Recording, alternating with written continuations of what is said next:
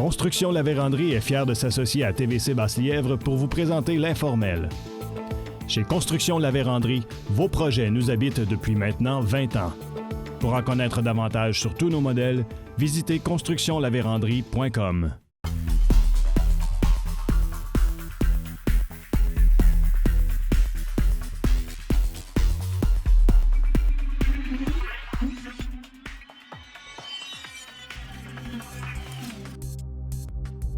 Serge Roy est un maître photographe à la retraite. Récipiendaire de plusieurs prix au cours de sa carrière, il se dit privilégié d'avoir eu l'occasion d'être un créateur d'images à titre de photographe. D'ailleurs, les gens qui ont travaillé avec lui témoignent d'une expérience mémorable. 3, 2, 1, puis on roule pour un autre épisode de l'Informel. Aujourd'hui, j'ai la chance d'être accompagné d'un ami, quelqu'un avec qui j'ai la chance de travailler en faisant des projets photos. Je suis avec Serge Roy, qui est maître photographe, maintenant à la retraite, semble-t-il. Mais tu me disais que tu touches encore un peu à faire de la photo, Serge? Ben, c'est en plein ça. Disons qu'on peut sortir le gars de la photo, mais pas la photo du gars.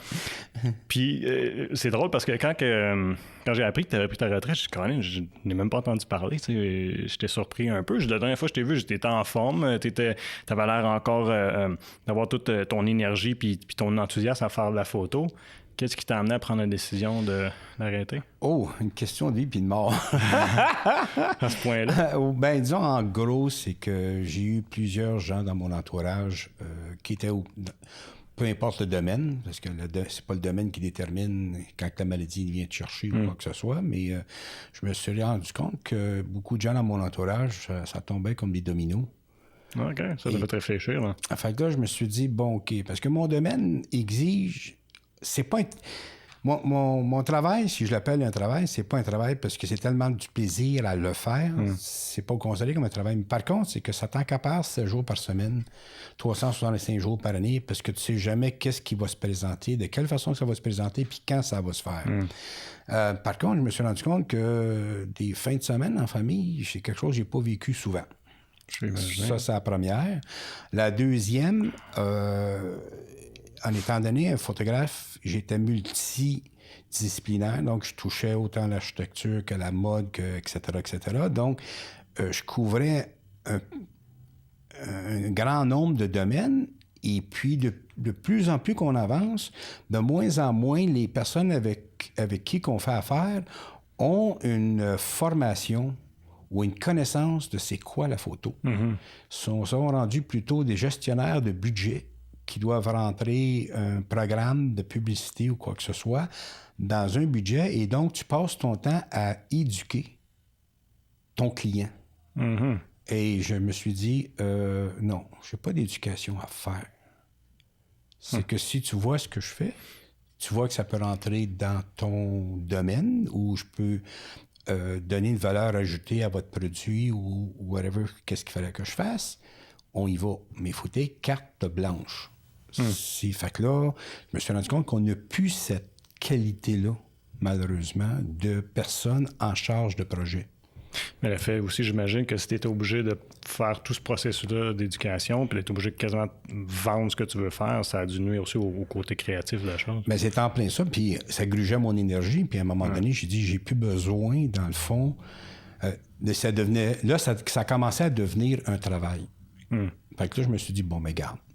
Si ça devient un travail, de toute façon, je suis en fin de carrière. Et dans un autre côté, je me disais, bon, tant qu'à être obligé de plus avoir de plaisir, d'être créatif, je trouve c'est bien de dire de lâcher puis de profiter de ma vie.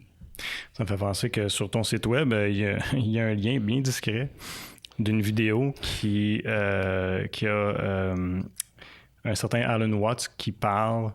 C'est-à-dire, c'est des textes d'Alan Watts qui parlent justement de comment est-ce que c'est stupide de passer son temps à faire quelque chose que tu n'as pas le goût de faire, encore plus si c'est pour de l'argent. De ce que j'entends, en étant photographe, du moins avant que ça arrive, tu n'avais probablement pas l'impression que tu vendais ton âme pour l'argent, mais plutôt que tu faisais vraiment ce que tu aimais. Oui, bien disons qu'il y a un photographe montréalais, aujourd'hui il est en trentaine, moi je l'ai connu, il avait dans la mi-vingtaine. Son nom, c'était Benjamin Van Wong. un type, là, si jamais vous avez les téléspectateurs, ils ont une chance d'aller voir le site de Benjamin Van Wong ou son histoire, c'est complètement débile. C'est un créateur pur laine. Et puis, sa philosophie était la suivante. Il disait, moi, je m'amuse à faire de la photo. Et puis, si les gens aiment la photo que je fais, bien là, c'est rendu que les gens me payent pour faire la photo que j'aime faire. Fait que lui, il m'a comme ramené aux racines de mes débuts, qui disait, moi, je fais de la photo pour m'amuser. Et puis là, les gens m'embauchaient parce qu'ils aimaient ce que je faisais. Mais aujourd'hui, on n'est plus rendu là. C'était un autre... Ben, le domaine de la photo, j'ai mon impression, puis j'aimerais ça t'entendre là-dessus. J'ai l'impression que depuis que tout le monde maintenant a un appareil sur leur téléphone qui peut prendre des choses de qualité, dans le sens de... Au niveau technique, la qualité d'image est bonne. Le photographe, on dirait qu'il est peut-être moins nécessaire, puis on comprend peut-être moins le côté comment je dirais ça, créatif, puis de produire une photo. Et voilà, t'as touché le nerf sensible. C'est que oui, tout le monde peut prendre une photo, tout le monde peut capter une image, tout le monde peut voir un sujet, un objet et l'immortaliser, tandis qu'avant, ça demandait une certaine connaissance des appareils et tout. Mais encore là, c'est que le monde de la photo, même il y a bien des années, se divisait vraiment en deux groupes. Tu avais le groupe des créateurs et les groupes techniques. Fait que quelqu'un qui a une technique, c'est beau. Mais le créateur, c'est comme un peintre. C'est comme n'importe quel autre artiste. C'est que c'est la vision que la personne va avoir qui va créer une émotion. Fait que c'est complètement un à l'opposé de l'autre. Fait qu'aujourd'hui, on a énormément de technologues, mais très peu de photographes. C'est la même chose, à un moment donné, quand je donnais de la formation de photos, j'avais, mettons, 15 jeunes qui rentraient pour prendre des photos. On avait toutes des caméras jetables et on faisait un setup, mettons, comme ça, ici, avec une caméra, ton globe et tout.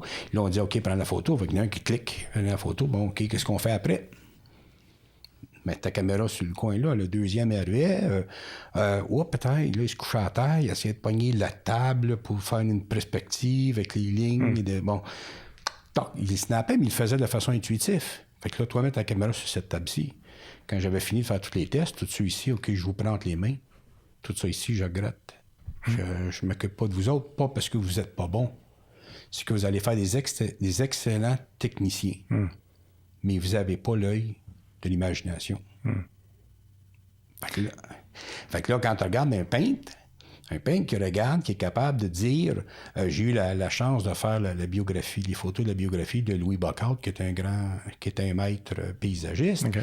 Puis ça me fascinait de voir qu'il était capable, lui, par son fusain, quand il faisait ses croquis l'été pour faire ses peintures l'hiver, il s'assisait devant ses images, il méditait un peu, il s'ouvrait les yeux, et puis là, il était capable de donner la couleur exacte de la feuille à cette étape-là de la journée, de la saison, de la semaine et du jour.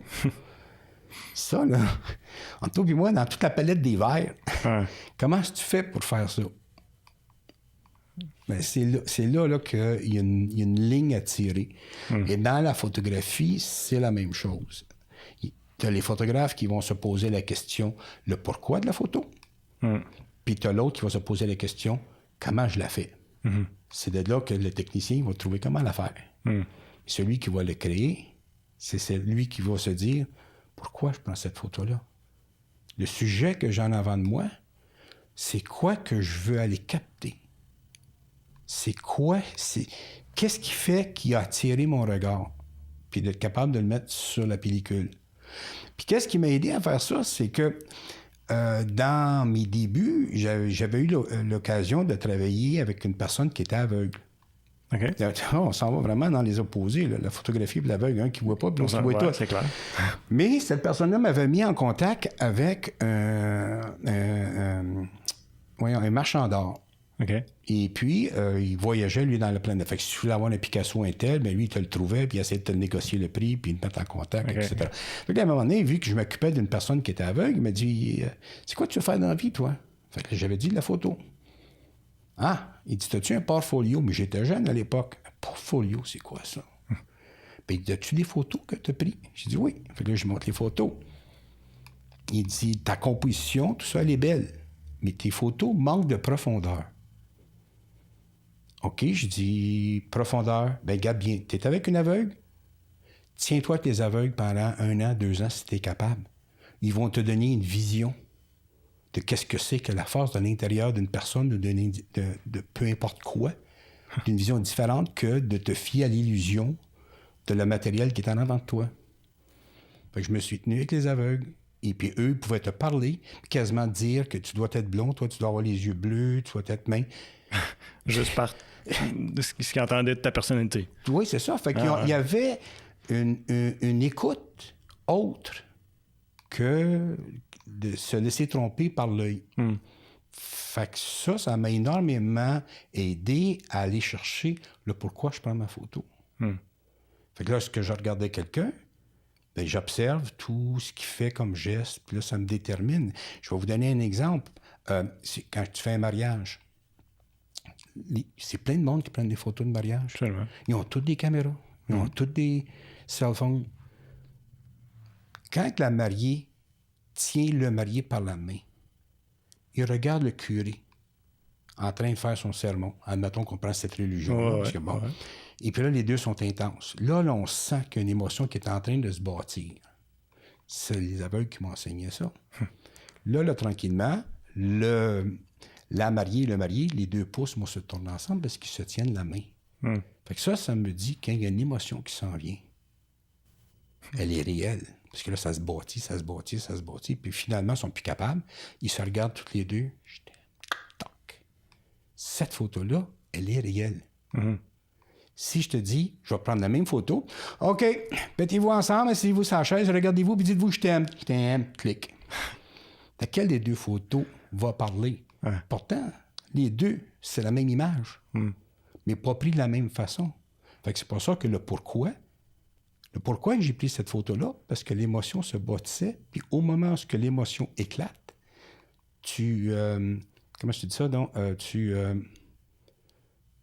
Pas que tu improvises, mais je veux dire, Tu agis de façon spontanée. Non, c'est ça. Il y a un autre mot pour... Spontanéité, non? Non, comment je peux dire ça? T'anticipes. Ah, OK. Fait que tu es capable d'anticiper parce que tu as appris à lire le body language ou le langage du corps. Donc, puis ça se reflète dans tout. Fait que quand tu regardes cette photo-là, la personne qui va regarder cette photo-là parce que tu as été sensible ou pourquoi tu la prenais, automatiquement, ils vont tout de suite revivre l'intensité du moment dans l'église. C'est comme, je sais pas, là, admettons que je te dirais, toi, quand t'es à l'école, la maîtresse est en train d'écrire au tableau, brise la craie, puis on fait ça. La plupart des gens, quand tu vas faire ça, vont faire « Ah, arrête! Comment ça que tu réagis comme ça? Il n'y a aucune craie qui a été cassée. Mais tes mémoires, tes cellules mémoire du corps et de tout, ils ont enregistré l'effet que ça a fait sur l'individu quand la craie a cassé puis l'ongle a graffiné le tableau. En prenant la photo, avec le pourquoi qui est derrière, quand la personne regarde la photo, elle se met à pleurer. Elle dit, oui, elle dit, tu peux pas t'imaginer qu'est-ce que je pensais quand je te tenais à la main versus l'autre. Ouais, je me souviens, le photographe m'avait dit, regarde-moi, il sourit, il dit que je t'aime. OK. Pas pareil. Non, c'est 2 choses complètement à part, c'est clair. Mais tu vois, quand je regarde ton portfolio, une des choses que... Ben, pas une des choses, la chose que je trouve qui me vient me chercher le plus, c'est les portraits. Étais-tu plus reconnu pour tes portraits? Parce que de ce que tu me dis là, si tu étais capable d'aller chercher le pourquoi des gens, c'était pour ça que tes portraits frappent autant. Ah, ça se reflète, comme je te dis, si tu deviens aveugle, si tu deviens aveugle, tu vas porter attention à tout. Tu vas toucher au mur, la texture du mur, pour trouver la corde de porte pour ouvrir une porte. Donc, l'architecture va être intéressante. Le portrait, tu écoutes la tonalité, tu écoutes la façon que la personne s'exprime, tu écoutes ci, tu écoutes ça, tu te forges sa personnalité, tu t'identifies. Dans le portrait, quand le monde dit « je suis pas photogénique », c'est faux. Tout le monde sont photogéniques. Ah ouais? C'est juste que on pose pour la cause. Donc, qu'est-ce qu'il faut, en tant que photographe, qu'est-ce qu'il faut que tu fasses? C'est comme l'aveugle, tu parles. il t'écoute. Donc, tu demandes à la personne, c'est quoi ta passion? Fait que si je parle avec une jardinière, que souvent c'est une personne qui est très solitaire, introvertie, qui communique avec ses plantes, et qu'elle, ça, c'est son atmosphère, c'est sûr que devant une caméra, elle va crisper parce qu'elle est habituée d'être isolée dans son petit monde. Mais dès que tu t'assieds avec, puis tu rentres dans sa passion, puis elle va commencer à te parler de la fleur, la façon que la monarde, elle s'ouvre, puis elle fait ci, puis toute la beauté. Là, tu vois le pupille d'œil qui commence à se dilater. Toc, ta photo vient de se prendre. Parce que tu es dans sa passion. Mais c'est ça. Mais le processus doit être pas mal plus long, par exemple. Mais c'est intéressant. Parce que, puis aussi, faut, comme je te disais tantôt, il ne faut pas que tu le fasses pour... C'est sûr que l'argent vient en ligne de compte, mais il ne faut pas que tu le fasses pour l'argent. C'est que faut que tu sois... C'est sûr que si la personne me parle des plantes, puis je suis complètement désiré. Ah, ouais, puis après, là, qu'est-ce que tu fais avec des pissenlits quand... Tu montres que tu n'es pas intéressé du tout à ce qu'elle a à partager avec toi. Donc, la photo, oui, elle va être lettre, parce que la personne, elle sent qu'elle ne peut pas s'ouvrir, tu as mis une barrière. Si tu enlèves toutes les barrières, puis tu écoutes la personne avec autant de passion qu'elle a de la passion à faire ce qu'elle fait, parce que je suis capable de transposer ses plantes envers moi, qu'est-ce que je fais en photo, ou ce qu'un autre va faire en mécano, ou qu'est-ce qu'un autre va faire en peinture, ou peu importe la sphère dans laquelle ils vont œuvrer. Fait que tu ne peux pas aller chercher ton petit côté innocent d'enfance, de pureté, dans ta passion. Et c'est de là que tu vas prendre une personne qui dit qu'il n'est pas photogénique, que tu vas faire une belle photo à son insu. Mais c'est juste que tu lui as permis de laisser tomber toutes ces barrières qu'elle s'est mis elle-même face à elle-même. Oh, moi, je m'aime pas avec ci, j'aime pas telle position, je trouve que je me place de même. Quand tu parles de ses fleurs, on ne pense pas à ça, pas en tout. Elle va trouver sa position qui lui convient, puis elle embarque. Fait que là, si tu me parles de portrait, si on parle d'architecture, j'ai fait la fromagerie, exemple, Saint-Albert, quand elle passe au feu. Fait que là, ils m'ont demandé, peux-tu faire quelque chose d'artistique? Mais c'est sûr que tu peux faire quelque chose d'artistique avec l'industriel. Fait que là, ils sont tous épatés. Ils disent, mais c'est tous des tuyaux.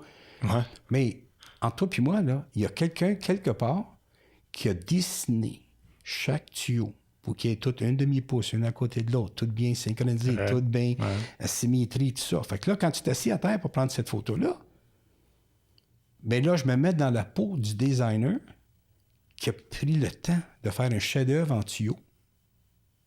Et toc, tu pognes la photo. Fait que le monde, quand il regarde ça, ils font comme aïe aïe. En fin de compte, c'est pas rien qu'un amalgame de tuyaux. Chaque tuyau avait sa fonction, sa position bien précise, et etc. Mais ça se ressent. Fait que peu importe qu'est-ce que tu touches, que ce soit la nature, parce que la meilleure nature en fait des belles, que ce soit dans l'architecture que l'homme a bâti, que ce soit dans l'industriel, que ce soit dans le commercial, que ce soit dans le portrait, que ce soit dans le mariage, il y a une passion dans chacune qui relie ces sphères-là. Fait que quand tu deviens un photographe multifonctionnel, c'est parce que tu as appris ou tu as eu le don ou tu as la capacité de pouvoir t'identifier à tous les sphères. Fait que quelqu'un qui dit « je fais juste du commercial », c'est parce qu'il n'a pas eu peut-être la chance d'explorer le domaine du portrait. Parce que c'est plus complexe. Mais tu deals avec l'humain, là.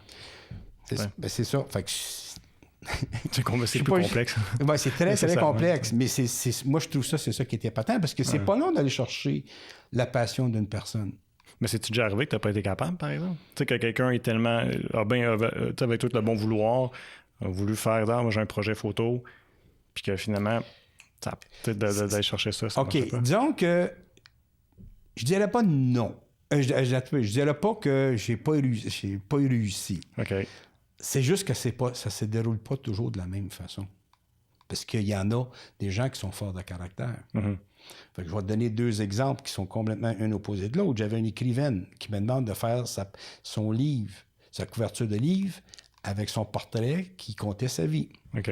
Passer 6 heures à essayer de la comprendre, de rentrer dans sa passion, mais tellement minutieuse et méticuleuse dans tout ce qu'elle fait, c'était toujours la même question. Et puis, es-tu correct? Es-tu correct? Fait qu'elle cherchait déjà le résultat avant même que je l'ai fait. OK. Fait que c'est sûr, elle m'a complètement épuisé après 6 heures de photos. Puis elle aussi, parce qu'elle avait quand même 77 ou 78 ans. OK. Là, j'ai fini, je commence à serrer mon équipement. Elle tombe sur le sofa d'épuisement parce qu'elle s'accote complètement fatiguée. Là, la pause. Là, j'avais comme une fraction de seconde d'ajuster mon appareil, juste me lever. Je l'ai eu. C'est celle-là qu'elle a utilisée? C'est celle-là qu'elle a utilisée. Fait que c'est ça. Puis c'est celle-là qui était la plus naturelle ou le mieux possible. Ça a été la même chose avec un projet que j'ai trouvé de faire avec le spa nordique de Chelsea. Ah, je pense que tu en avais parlé, vas-y. T'avais-tu parlé, ça, là? Je pense que oui, mais vas-y. Ah, ben, je voudrais de toute façon, ceux qui nous écoutent, ça y en savent pas. Ben, disons, qu'est-ce qui est arrivé avec j'avais à faire un portrait du propriétaire du spa nordique, qui était Martin Paquette, je pense, à l'époque. Et puis, quand il est venu le temps de procéder à faire la photo, il m'a dit à moi, regarde, Serge, j'ai dit, je suis choisi pour une raison, tu es un artiste. Je veux pas être en photo. OK. Je dois faire un portrait de toi? Oui, justement. Fait qu'il dit, si tu es un artiste, tout ce que j'ai créé avec le spa nordique est une extension de qui je suis. Ah. Fait que fais-moi une photo de qui je suis. Il m'a donné une pause de 6 mois. Il dit, viens ici tant que tu veux, jusqu'à temps que tu découvres qui je suis. Ça a été tellement plate comme projet, ça. Aïe, aïe, ça a été comme, OK. Fait que là, rentre là, bon... C'était sarcastique, là, tellement plate, on s'entend, là. Non, mais plate, ouais. Oui, c'est vrai, parce qu'on ne sait pas comment les gens qui écoutent l'émission vont l'interpréter. Non, au contraire. C'est autant un cadeau pour le photographe qui est aussi une de ses plus grandes craintes, parce que là, tu te ramasses devant le syndrome de la page blanche. Ouais. Fait que là, tu vois-tu, comment je vais prendre la photo? J'aurais jamais été capable de réussir. Pourquoi que je prends cette photo-là? Ah, là, il faut que je creuse le pourquoi. Fait que ce gars-là, il avait une vision. Il l'a créé dans sa tête, de ses mains, de tout son entourage, et il a fait quelque chose avec. Donc, allons-y. On va trouver le pourquoi qui est derrière tout ça. Fait que là, moi, on embarque dans... Tout le monde connaît le principe un petit peu. Tu fais le sauna, tu pitches dans l'eau, sauna. Bon, là, tu tombes en adrénaline. Ton surplus d'adrénaline, tu se transformes en endorphine. Tu pognes une espèce de buzz léger. Là, tu te sens comme bien. Fait que là, moi, je fais ça 2-3 fois. Sauf qu'il y a un type qui est là, qui est aussi observateur que moi. Il dit, pourquoi? Il dit, je te regarde là, puis on dirait que tu savoures chaque seconde. C'est quoi ton affaire? Ben, je dis, je m'en viens prendre des photos. Il dit, as-tu essayé de faire ça 11 fois de fil, toi? Je dis, non, essaye ça. Il dit, prépare-toi. Il dit, il n'y a pas un herbe sur la planète qui va t'amener dans une sphère aussi élevée. OK, fait que je l'ai fait. J'ai pas des gants de mélange jusqu'en haut, c'était trop. Je suis rendu à peu près à 9 fois. Et là, j'étais assis et complètement sonné. Le monde marchait au ralenti. Puis là, j'étais capable de voir la détente dans l'air. Okay. Les gens qui s'assisaient à côté du foyer. Les couples qui font juste se regarder, qui ricanent un peu. J'ai fait comme, ah, OK, c'est ça. Fait que ce que j'ai fait, j'ai photographié 50 personnes. Puis les 50 personnes que j'ai photographiées, une mère enceinte, un autre, je les ai toutes incorporées dans une photo que j'ai prise à 4h30 du matin, du spa au complet, quand le soleil se levait. Fait que dans les roches, lorsque tu gardais les roches, quand je t'en parle, j'en ai encore la chair de poule, dans les roches, tu avais le visage d'un. Tu avais la femme enceinte qui tenait la roche, mais qui était sa bédaine. Okay. Mais les photos, ils étaient superposées à, mettons, à 15% de visibilité. Il y avait des flambeaux. Je ne sais pas si tu as déjà vu les flambeaux qu'il y a là. Il fait des flambeaux. Ben, j'avais une fille, moi, qui faisait du yoga. Fait que je l'avais mis dans la flamme qui suivait. Fait que tu avais à trouver les 50 photos. Puis ça a été ensuite présenté à Ex-Néo 7, à la salle d'exposition. Oui. Et puis à Hall, puis là, il y avait une exposition. Puis là, le monde passait tout à côté de la photo. Pas un chat qui comprend comment ça se fait qu'il y a juste une photo du spa. Là, je dis, oh boy, je suis à côté, je pense que j'ai manqué ma shot.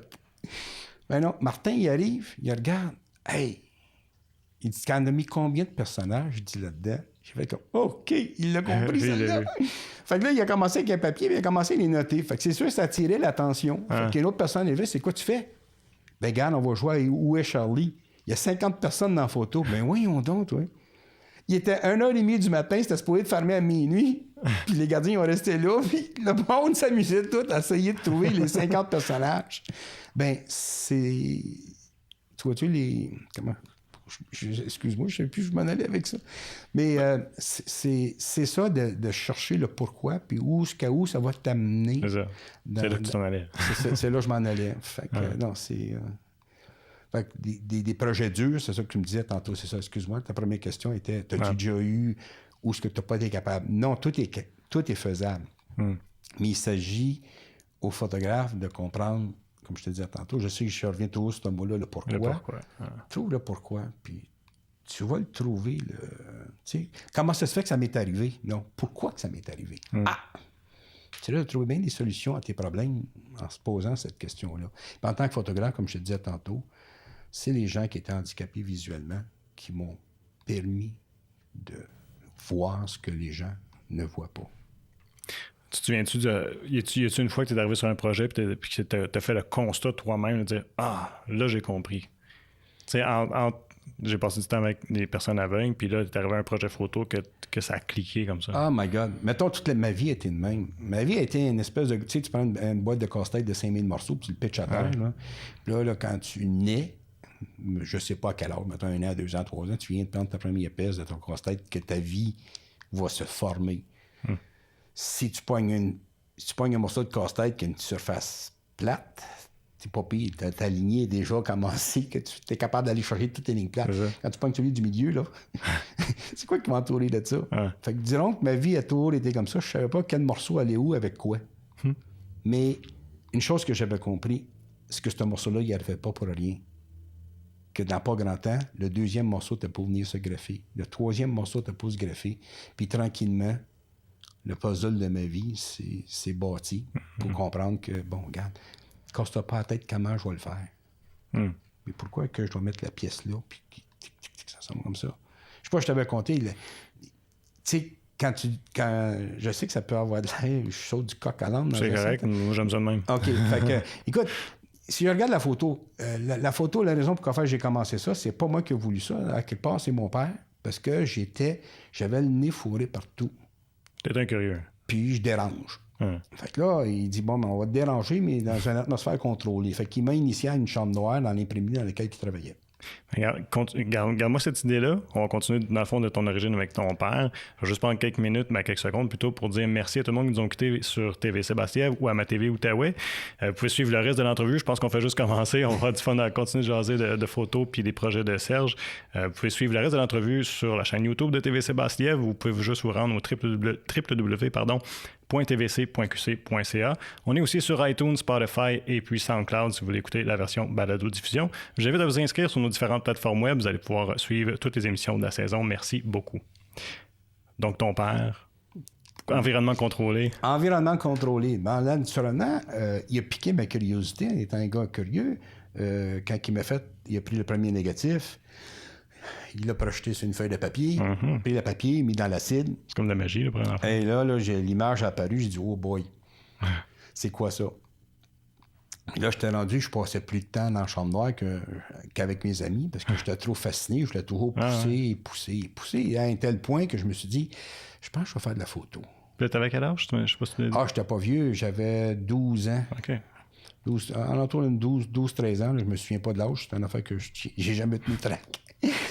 Fait que finalement, de fil en aiguille, ben, à l'époque, on avait la rue Craig à Montréal, qui était le secteur juif de tous les pawn shops et tout. Puis là, ben, je voulais avoir ma première caméra, puis je voulais pas avoir ce qu'il y avait de plus cheap. Puis même toi, à 12-13 ans, je voulais déjà avoir ma Rolleiflex. Mais le juif qui était là, il dit « T'aurais pas ça à l'âge de 40 ans, mon jeune. » C'est pas grave. Je te dis, je vais en avoir une. Fait que là, je revenais toutes les 2-3 semaines, je regardais dans la vitrine, puis bon, ben, j'avais rien d'autre à faire, tu sais, chambre noire, puis caméra, chambre noire, caméra. Puis à un moment donné, le juif, mon ami, avait cogné dans la fenêtre, il disait, hey, j'ai quelqu'un pour toi. Il y a une caméra, il dit, c'est pas une Rolleiflex, je suis sûr qu'il va te le vendre pas cher, parce qu'il faut absolument qu'il s'en débarrasse, je te donne son nom, puis appelle-le. Ah ouais, OK. Je m'en vais chez nous, j'appelle le type en question. Il me dit, oui, tu peux venir, mais qu'à partir de 8h ou 9h le soir, je ne me souviens plus exactement, et voici mon adresse. OK. Là, je prends le bus, je descends là. Je me ramasse dans un temple des Hare Krishna. Fait que là, mais tu sais, t'es jeune, t'es innocent, tu sais pas c'est quoi cette place-là. Fait que là, tu ouvres la porte, puis tu rentres là, et je rentre dans le temple. Et puis, comme de fait, il y avait un Krishna qui était là, avec la couette et tout le kit. Et puis, il dit, t'es Serge Roy? Il dit, oui. Il dit, bon, OK. Il dit, viens-t'en. Je te pensais pas, je suis jeune. Fait que là, je dis, non. Je dis, je vois ta caméra. Fait que là, il monte sa caméra. C'est une Yashica Mat. C'est le même principe que le Rolleiflex, mais sauf que j'avais pas cet argent-là. Fait qu'il me montre tout comment ça fonctionne. Je dis, good, OK, combien est-ce que tu me vends ça? Et je te le donne. Quand c'est que tu me donnes ça? Ben, j'ai décidé de faire la simplicité volontaire et je me débarrasse de tous mes biens. Puis là, je deviens Krishna en plein temps et je ne veux plus avoir aucune attache dans le monde matériel. Wow. OK, fait que là, j'ai pris ça. Puis là, j'ai dit, ça te dérange-tu ou j'abuse-tu de ton temps? Peux-tu me montrer comment ça fonctionne? Puis comment tu vois? Puis là, il me montre son portfolio, que je connaissais pas, c'était le mot à l'époque.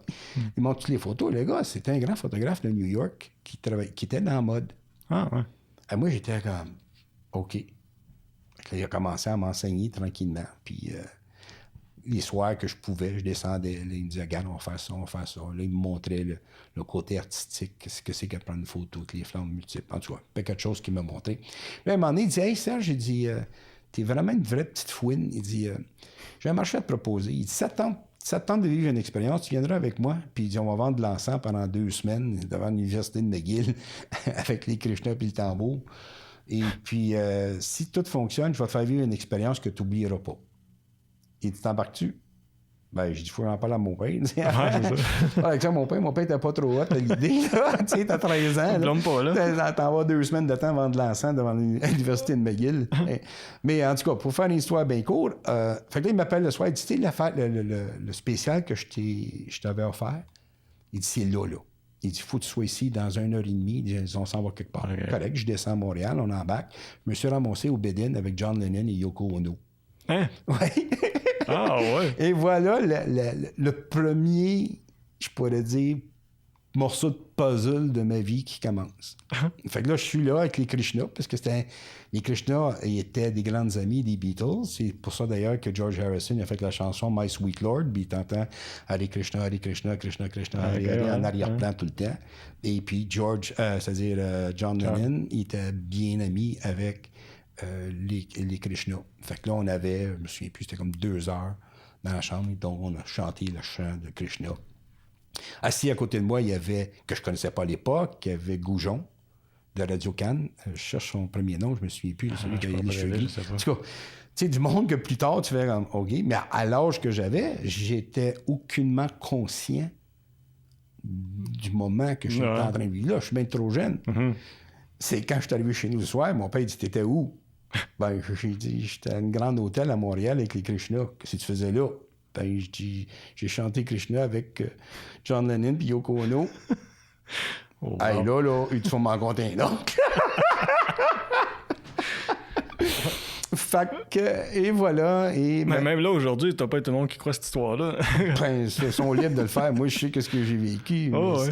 Puis la seule raison pour quoi j'en parle, parce que c'est pas une affaire que je parle de façon courante, parce que ça, dans un sens, ça ne garde pas. Tu sais, c'est mon cheminement. Oh, ouais.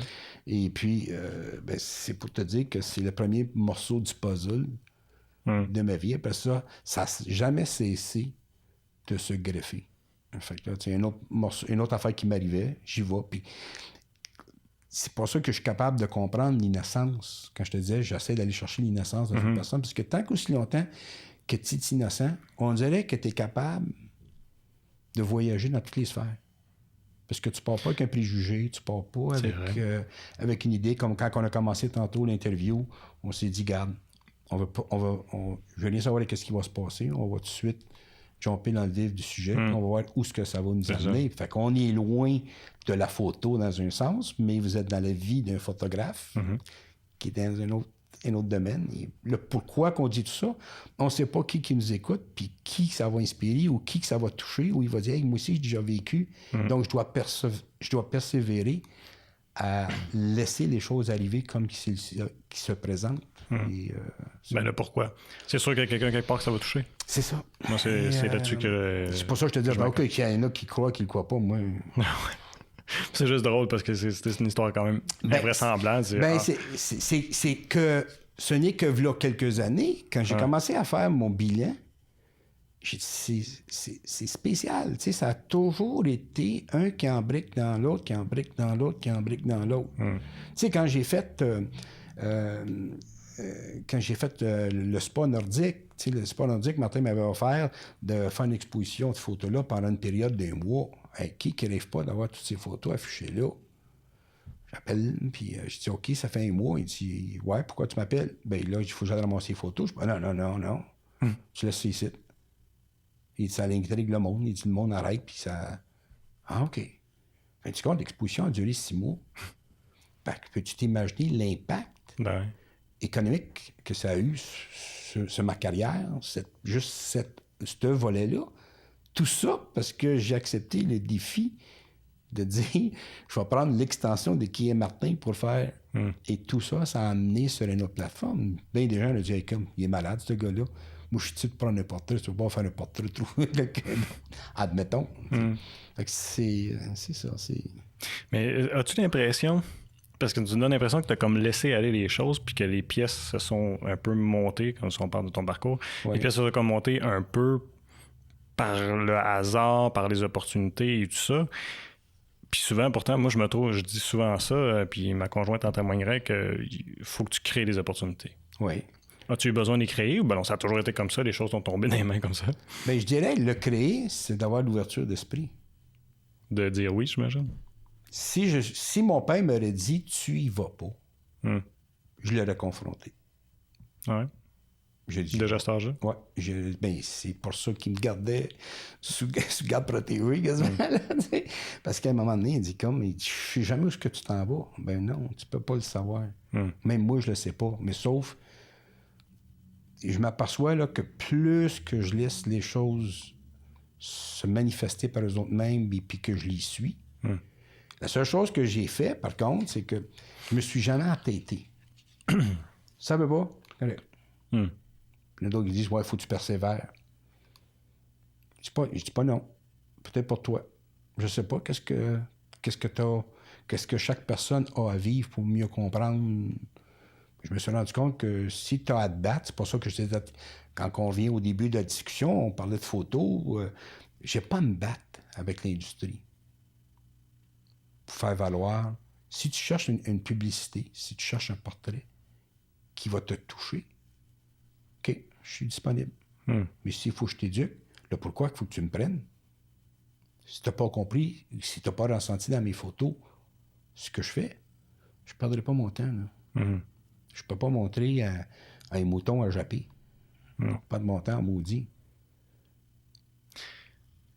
Dans les portraits, je reviens au portrait, puis évidemment, tu as fait du nu. Je me souviens d'une anecdote que tu m'as contée d'une dame qui, je sais pas si c'était prévu qu'elle prenne un portrait nu ou non, mais que justement, elle n'était pas capable de laisser tomber les barrières, mais qu'elle avait toujours rêvé de ça. Ça dit quelque chose? Ça, c'est quand on a fait le calendrier de la sclérose en plaques. La petite madame de 72 ans. C'est ça. Oui, c'est ça. Mais c'est une femme. Tu veux qu'on rentre là-dedans? Ouais. Ça m'avait vraiment touché, l'histoire. Ouais, ben écoute, t'es pas le seul que ça a touché. Moi, moi aussi, ça m'a touché profondément, cette expérience-là. Mais encore là, tu vois-tu? C'est une femme qui avait 72 ans. On faisait le projet de sclérose en plaques. C'est un calendrier qu'on a fait pour ramasser les fonds. Après ça, il y avait une exposition à l'échelle du Québec sur des toiles qui avaient, je me souviens plus, 52 par 72, imprimées sur du suède pour y donner l'effet de la peau et tout, en tout cas. Puis, ce projet-là, vu que c'était la sclérose en plaques, on avait créé le principe de base qu'on voulait amener chacune des femmes qui participaient à son point qui était le plus vulnérable pour qu'elle puisse ressentir comment est-ce que tu peux être vulnérable face à la maladie. Fait qu'il y avait tout un concept de sensibilisation entre les participants. Qu'est-ce que le public n'était pas en faire si on s'en foutait à quelque part? Si on avait 12 personnes qui représentaient les 12 mois de l'année, on a pu sensibiliser jusqu'à quel point tu peux être vulnérable face à la maladie. On a gagné 12 personnes, puis ces 12 personnes-là qui vont en communiquer par l'entremise des photos, etc., ça va générer une ouverture d'esprit. Puis cette dame-là, lorsqu'on a fait le casting, elle voulait absolument participer. Elle avait 72 ans, elle dit, écoute, je veux vivre cette expérience-là. Fait que là, bon, on s'est ramassé au manoir Louis-Joseph Papineau, et c'est là qu'on devait faire le photoshoot. Louis-Joseph Papineau, ils voulaient qu'on le fasse là, sauf que PAC Canada, ils ont décliné la demande parce qu'ils ne voulaient pas avoir un scandale de nu. Bon, mais à la fin du compte, j'ai décidé d'appeler la DG, puis c'est une femme, puis elle a comme compris vers quoi qu'on s'en allait, elle a compris la profondeur, elle a vraiment cliqué, elle dit « Je vous autorise à le faire ». Fait que quand on a amené cette dame-là de 72 ans au manoir Louis-Joseph Papineau, à tourner en rond, on a fait comme 4 fois haut en bas, parce qu'elle était nerveuse devant la session, pour faire la session de photo. Et puis, là, elle dit « OK », elle dit « Là, il faut que j'y aille, hein, ça. » Je dis « Mais c'est toi, là. » Déjà là, si juste prendre une photo que tu t'es rendu jusqu'à là, tu as été vulnérable et tu as fait ta mission.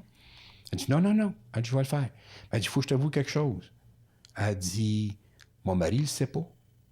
Elle dit, mes enfants ne le savent pas. Elle dit, seulement mon médecin puis mon mari qui m'ont vu nu. Elle dit, moi qui m'élite contre les chandails à bédaine avec mes petites filles, le grand-maman qui pose tout nu dans un calendrier, elle dit, je vais avoir de l'éducation à faire. Donc, finalement, puis notre porte-parole à l'époque, c'était Ariette Coustu, celle qui a fait Les Filles de Caleb. Fait que là, on avait tout fait le setup, elle avait son petit livre de Les Filles de Caleb là, elle laisse tomber sa robe de chambre, les bras croisés, juste pour cacher, excusez le micro, pour cacher ses seins, puis bon, mais c'était déjà beaucoup pour une grand-mère. On prend la photo, fait que là, elle dit, tu vois la photo? Je montre la photo, elle dit, c'est quétaine, hein? Ben là, j'ai dit, non, moi, je trouve que tu as fait un bon chemin. Elle dit, les autres filles, ça, c'était un prérequis. Aucune des autres filles pouvait voir la photo qu'on a prise de eux. Okay. Tant que le projet n'était pas fini, pour pas qu'il y ait un esprit de compétition. Ben, Parce que c'est la vulnérabilité qu'on cherchait. Et non, c'est ça. Ouais. Donc, elle dit non, elle dit, je peux aller plus loin. Fait que là, elle pogne sa robe de chambre, elle ouvre toute sa robe de chambre, elle se creuse la patte et elle se met les 2 mains sur son ventre, là. Prend la photo. Elle dit, OK, je peux-tu la voir? Là, je monte. Elle dit, elle dit, c'est encore quétaine. Je suis tout gay. Là, finalement, elle dit, écoute donc, Serge. Elle dit, de toute façon, elle dit, t'es photographe, t'as déjà vu ça, des femmes tout nues. Elle s'est levée debout, elle a pitché sa robe de chambre, elle s'est accotée sur une des chaises de Louis-Joseph Papineau. La jambe croisée en arrière, puis donc les seins sont cachés par la hauteur du ciel. Clac, ça a été la photo. Et voilà. Et voilà. Fait que, encore là, comment ça se fait qu'elle s'est rendue jusqu'à ça? Mais la personne fait un cheminement intérieur assez profond. Là. Énorme. Mais, vois-tu, c'est qu'on était passion à passion. Fait que le corps comptait plus. Qu'est-ce qu'on faisait comptait plus. Il n'y a plus rien qui comptait. On avait fusionné dans un climat de confiance, dans un climat de dire on va vivre une expérience unique. Et que pas grand monde peut comprendre. Tu sais, quelqu'un qui va regarder ça, ben oui, on donne. Ben, puis c'était ça que je voulais emmener, puis c'est pour ça que je voulais que tu me racontes cette anecdote-là, parce que souvent, je trouve qu'il y a un stigma autour du nu, parce que, bon, tu sais, perçu par certains que c'est comme, OK, tu show off, là, tu te montres nu ou tu cherches l'attention, ou peu importe. Alors que la réalité, c'est complètement autre chose. À mon sens, pour en avoir déjà fait, puis j'en ai fait avec toi, là, avec ma conjointe, on dirait que c'est une expérience de... Tu sais, tu te dénudes, mais tu te dénudes de l'intérieur, en fait. T'es en plein ça. Tu te mets... Ben regarde, dans le projet du Canada, il y avait une Amérindienne qui est très bien connue. C'est elle qui négocie avec le gouvernement, avec la prison de Mattawa, avec les prisonniers internes. Okay. C'est elle qui fait la cérémonie des chants de baleines en Hawaï à tous les ans. Il y en a et elle chante et les baleines reviennent. Viennent alentour parce que c'est les baleines, selon la tradition... pas indienne, en tout cas, je me souviens plus la tribu, là. Okay. C'est la mémoire terrestre, parce que c'est un des premiers animaux qu'il y avait sur la planète. En tout cas. Fait qu'elle est très sollicitée tout bord, tout côté, puis elle a décidé de participer au projet. Et puis quand il est venu le temps de dire, bon, mais garde, OK, oublie pas, là, tu vas être nu, tu vas être ici, tu vas être ça te dérange-tu? Parce que Radio-Canada, excusez, ils ont fait un reportage avec Julie... Je suis tellement mauvais avec les noms. OK, mais moi aussi, je ne les retiens pas les noms. En tout cas, Julie Hall. Ah bon. Bon, fait que finalement, elle voulait faire un documentaire sur le making-of de ce projet-là. Puis là, quand elle m'appelle, elle dit, regarde, je veux voir comment est-ce que tu t'y prends avec les femmes pour les amener à un point nu, puis tes photographies, puis c'est quoi la réaction, et tout. Mais là, je dis, écoute, c'est pas un cirque, ça, là. Puis là, elle me dit à moi, elle dit, non, elle dit, c'est loin d'être un cirque. Elle dit, je veux vraiment comprendre comment ça fonctionne. Fait qu'il me restait un modèle qui était l'Amérindienne. Fait que j'ai demandé à l'Amérindienne, j'ai dit, ça te dérange-tu si Radio-Canada vient faire un reportage sur comment est-ce qu'on fait les photos? Elle dit non, elle dit pas du tout. Elle dit de toute façon, elle dit les chevreuils et les araignées, ils se cachent-tu, eux autres, dans le bois? Façon de voir ça, effectivement. Donc là, je dis non. Ben, elle dit pourquoi faire que je me cacherais? Bon, OK. Fait que là, on a fait le documentaire. Donc, devant une cérémonie qu'elle a faite selon les traditions amérindiennes.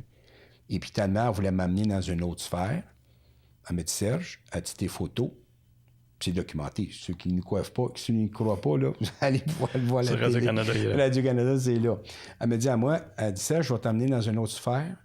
Mais elle ne savait pas, moi, mon expérience avec les aveugles. Tu sais, quand je te parlais tantôt des casse-têtes qui s'emboîtent toujours l'une dans l'autre, elle dit, tu vas t'asseoir devant moi, là, j'en ai encore la grosseur de pas, regarde ça, c'est raide, c'est la caméra le pogne. Elle dit, tu vas fermer tes yeux. Elle dit, je vais faire un chant. Tu vas chanter avec moi, puis tu vas faire tes photos. Les yeux fermés. OK. Fait que là, elle commence son chant. Là, j'embarque, puis Caroline, c'était bizarre. C'était pareil comme si je connaissais les paroles, sans les connaître. Là, elle a dit, quand il filme ça, là. Je suis là, je vois mes photos. Fait que là, on finit tout ça, puis là, on se regarde, puis elle me fait juste me dire, elle dit, c'est beau. Elle dit, la séance a été bien réussie. J'ai dit, OK. Comment c'était ça? Puis là, le junior a dit, ça marche-tu toujours la même, tes affaires? Elle est là pour documenter ça. Il me semble que c'est pas représentatif. Pas pantoute. Pas à fin du compte, ça a fait une Moses de belle shot. Ouais, puis là, tellement que quand ils ont commencé à faire le documentaire, il y avait 7 minutes et demie, je pense, pour ça cadre dans l'émission. Okay. Elle nous a appelé, elle dit, Serge, elle dit, à table de régie, ils sont pas capables de couper. Elle dit, on te donne les 15 minutes au complet. Elle dit, c'est pas coupable. Elle dit, il y a trop de bon matériel. Ah non, il y a trop de matériel là, qui dépasse l'ordinaire, qu'il faut s'en aller là. Fait que toi, comme je disais tantôt, l'autre partie du puzzle avec les gens qui étaient handicapés visuels m'amène à une autre personne qui me fait vivre une expérience qui avait recours à ce talent-là. Tu me dis, OK, c'est bizarre. Ou hasard, ou nomme-les comme... Ouais. Mais puis là, la photo que vous avez prise, finalement, elle a fait le calendrier. Écoute, je vais aller plus loin. Oui, elle a fait le calendrier, puis je vais aller plus loin que ça. Là, je ne vais pas rentrer dans l'ésotérisme ou quoi que ce soit, mais c'est... il y avait un nommé Donald Turcotte, qui était un photographe dans la Petite Nation, puis aussi, il faisait de la publicité via Internet. Il était vraiment avant-gardiste. Okay. Et puis, ce monsieur-là, il est décédé du cancer quelque temps après que je suis arrivé. Pour pas nuire, parce que j'ai jamais été joué dans les plates-bandes de qui que ce soit. Là. J'ai toujours eu du respect. Quand je savais qu'il y avait un photographe dans la Petite Nation, j'avais appelé Donald Turcotte, puis j'ai dit, écoute, je suis photographe. J'ai dit, quelle est ta clientèle? Il dit, pourquoi tu me poses cette question-là? Ben, je dis, je vais pas aller jouer dans tes plates-bandes. Fait qu'il dit, non. Il dit même, je vais t'en donner parce que j'ai plus le temps d'en faire. Ah, OK. Tout ça pour dire que il est décédé. La mère indienne qui est venue faire la session de photos, elle me dit à moi, elle dit, Serge, t'as-tu déjà connu un Donald Turcotte, toi? Oui. Elle dit, c'est moi qui ai fait sa cérémonie des cendres lors de son décès. Elle dit, je vais aller plus loin. Elle dit, reste là, ne bouge pas. On est en studio. Elle part en courant, ça va dans sa vanne, elle revient, elle fout dans son album de photos. Elle me sort une photo. Elle était quasiment une copie identique de celle que je venais de prendre. Qu'elle avait déjà faite avec Donald Turcotte. Wow. À vous d'en déduire comme ce que vous voulez. Comme John Lennon. Mais ma vie a toujours été comme ça. Je peux pas... Plein de beaux hasards, dans le fond. Mais comme je dis, il faut taire cette innocence-là. Si tu pars trop... Je dirais pas cartésien, mais... Tu pars avec des principes, tu finis toujours avec des principes. Mais si tu veux créer un principe, il faut que tu vives autre chose que le principe qui a déjà été écrit.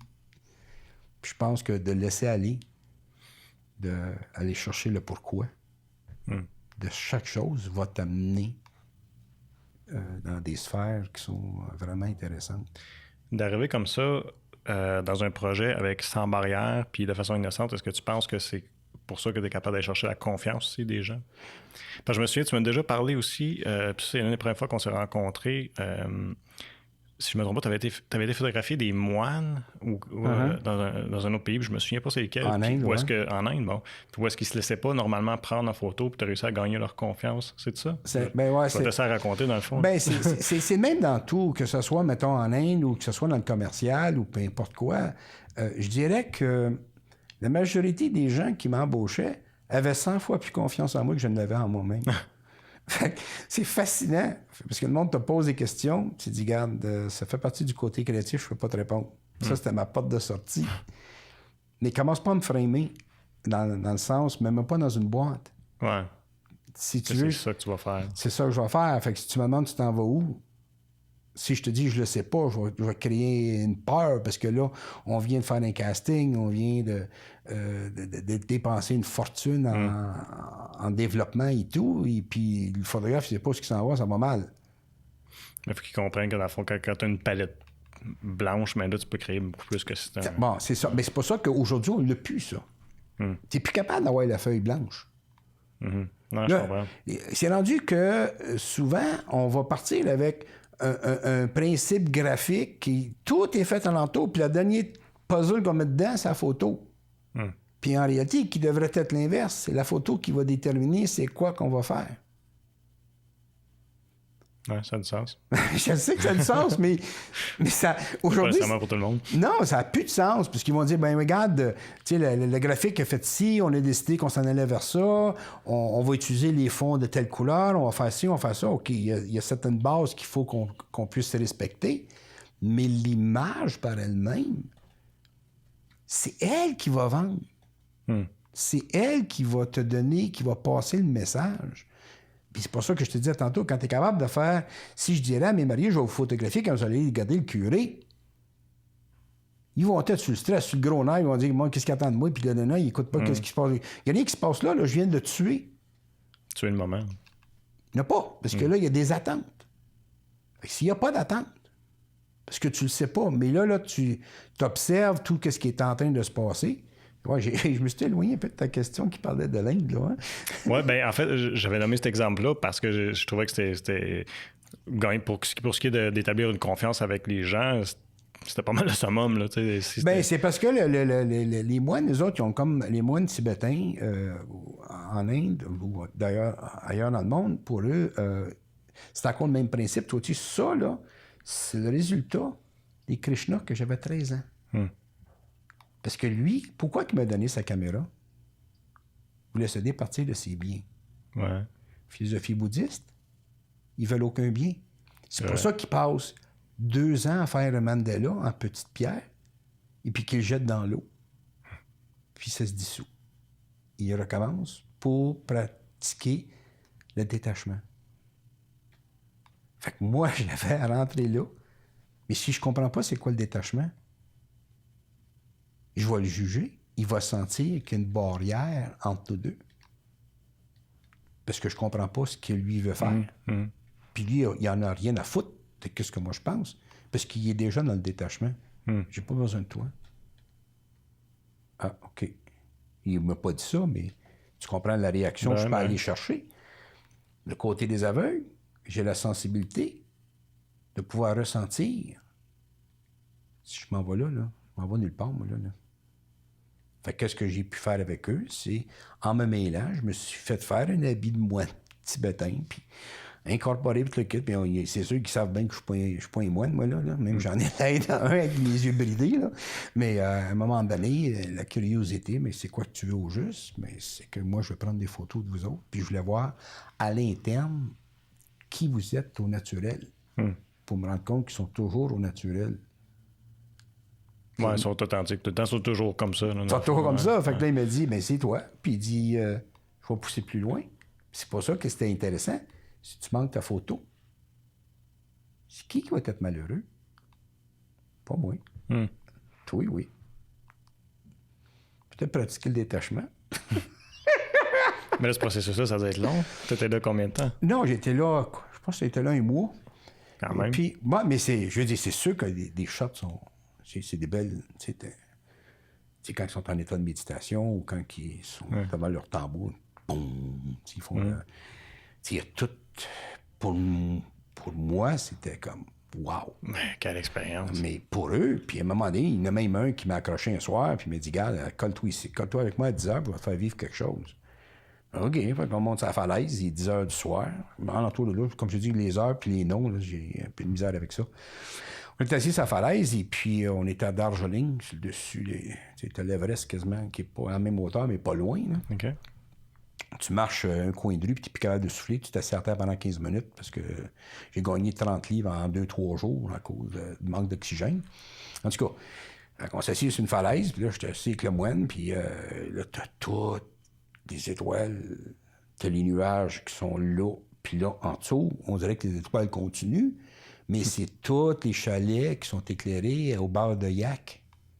Fait que ça te donne, tu sais, les petites chandelles, là, ils font des chandelles. Je connais pas. OK, nous, ici, on utilise la cire. Ouais. Les autres, ils utilisent le beurre de yak. OK. Puis donc, ils font des chandelles avec ça. OK. Fait que là, quand tu es assis en haut, les petites chandelles qui sont éclairées sur les balcons, puis le kit, on dirait que c'est l'univers qui continue en dessous de tes pieds. Wow. Fait que là, je suis assis là avec le moine, puis je fais comme, wow, c'est hot. Ouais. Puis là, il se met en état pour méditer. Il commence tu sais, son le chant. Là, moi, je suis fasciné, je suis curieux de nature. Je dis, excuse. Oui. Je dis, peux-tu m'enseigner ton chant? Il dit, pourquoi?